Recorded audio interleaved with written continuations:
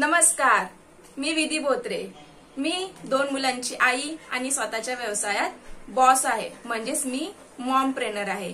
काल आपण स्टेप 2 बघितली, त्याच्यामध्ये नाते नाही पैसा आहे याचं स्पष्टीकरण म्हणजे आपण सतत कामाव्यतिरिक्त बाहेर जाणं किंवा पैशासाठी बाहेर जाणं की नाही मला पैसे हवेत, मला पैसे हवेत, कंटिन्यू बाहेर जाणं पैशासाठी, किंवा आपल्याला कामामध्ये शनिवार रविवार सुट्टी असली तरी त्या शनिवार रविवार मध्ये आपण फॅमिलीला वेळ देत नाहीत आणि आपण सतत बाहेर जात असतो। त्याच्यामुळे आपले नातं हे कमी होत चाललंय। त्याच्यामुळे आपल्या कुटुंबातील व्यक्तीशी म्हणजे आई वडील, आपली बायको, आपली मुलं, बहीण भाऊ यांच्याशी आपण रिलेशन फार कमी ठेवायला लागले। त्यांच्याशी आपलं बोलणं होत नाही, त्याच्यामुळे ते नातं कमी होतंय आणि पैशाकडे आपलं वाढत चाललेलं आहे। हे सेकंड स्टेप होतं, नाते नाही पैसा आहे। तर आपण स्टेप 3 बघूया, नाते आहे पैसा नाही। आता हे सेकंड 2 च्या उलट आहे। स्टेप 2 मध्ये होतं की नाते नाही पैसा आहे।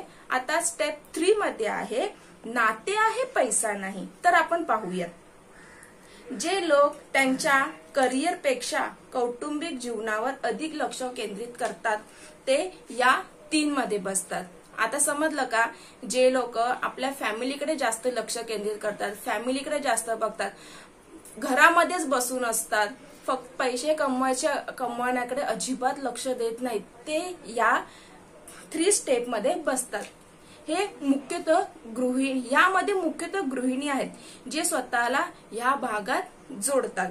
जर तुम्ही अशी व्यक्ती असाल ज्याच्याकडे पैसा नाही पण तुमचे संबंध चांगले आहेत, तर तुम्ही तुमच्या प्रियजनांना समर्पित करण्यासाठी वेळेत श्रीमंत आहात। परंतु दुर्दैवाने फक्त प्रेम नाहीच आपल्याला मदत करत नाही। गृहिणींना त्यांच्या घरातील कामांसाठी क्वचितच आदर आणि मान्यता मिळते, त्यांच्याकडे सामान्यतेने पाहिले जाते आणि त्यांच्या प्रयत्नांकडे दुर्लक्ष केले जाते। या व्यतिरिक्त गृहिणी स्वतःच्या उत्पन्नाशिवाय घरातील कमवत्या सदस्यांवर पूर्णपणे अवलंबून असतात। याचा अर्थ तुम्हाला तडजोड करावी लागेल किंवा तुमच्या इच्छा सोडून द्याव्या लागतील। येथे तुमचे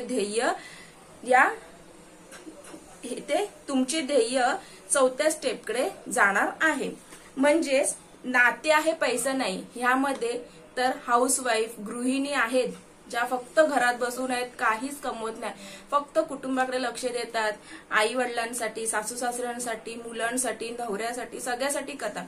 ह्यामध्ये फक्त गृहिणी बसतात, ह्या सगळं काही करतात पण त्यांना पाहिजे तेवढा आदर मिळत नाही।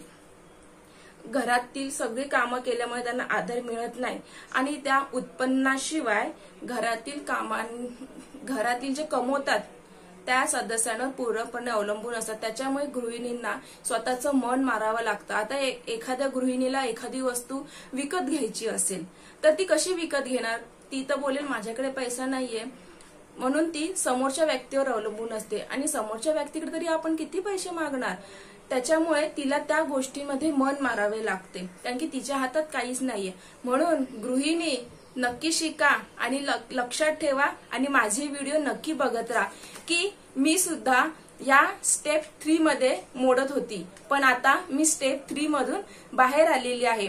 स्टेप 3 प्रमाणेच मी सुद्धा हाऊसवाईफ होती, गृहिणी होती, माझ्याकडे पैसा नाही पण नाते होते, मी सगळं काही घरासाठी करत होती पण तेवढा मला आदर मिळत नव्हता। पण आज मी स्वतः छोट्या बिझनेस पासून मोठा बिझनेस, अगदी फिल्म इंडस्ट्री पर्यंत माझ्या ज्वेलरी जातात, म्हणजे माझा बिझनेस एवढा मोठा झालेला आहे आणि तो मी कसा केला हे मी व्हिडिओद्वारे तुम्हाला सांगतच राहील। आता मी घरातल्या पैशांवर अवलंबून न राहता आज मी स्वतः कमवते, आज मी स्वतःच्या इच्छा स्वतः पूर्ण करते। आज मला काही घ्यायचं असेल किंवा काही करायचं असेल तर मी घरातल्या पैशांवर किंवा नवऱ्याच्या पैशावर अवलंबून राहत नाही, त्याच्यामुळे माझ्या इच्छा ह्या पूर्ण होतात। त्याच्यामुळे मी स्टेप 3 मध्ये मोडत होती पण आता मी स्वतः स्टेप 3 मधून बाहेर आली आहे। तर गृहिणी, तुम्हाला यायचं की नाही ह्या स्टेप 3 मधून बाहेर? तर चला मग सगळ्यांनी सबस्क्राईब करा फटाफट, सगळेजण ह्या एक स्टेप मधून बाहेर पडतील। तर मग बघा तुम्ही कोठे आहात आणि स्वतःला नक्की शोधा की आपण ह्या स्टेपमधून कसं बाहेर पडू शकतो किंवा आपण ह्या स्टेपमध्ये मोडतो का. मी तर स्टेप 3 मध्ये मोडत होती, पण आता तर नाहीये. आता माझा स्वतःचा बिझनेस आणि मी स्वतः बॉस आहे. तर मग नक्की सबस्क्राईब करा. सबस्क्राईब करायला विसरू नका. माझ्यासारखं बिझनेस वुमन बनायचं की नाही. चला मग नक्की सबस्क्राईब करा. थँक्यू.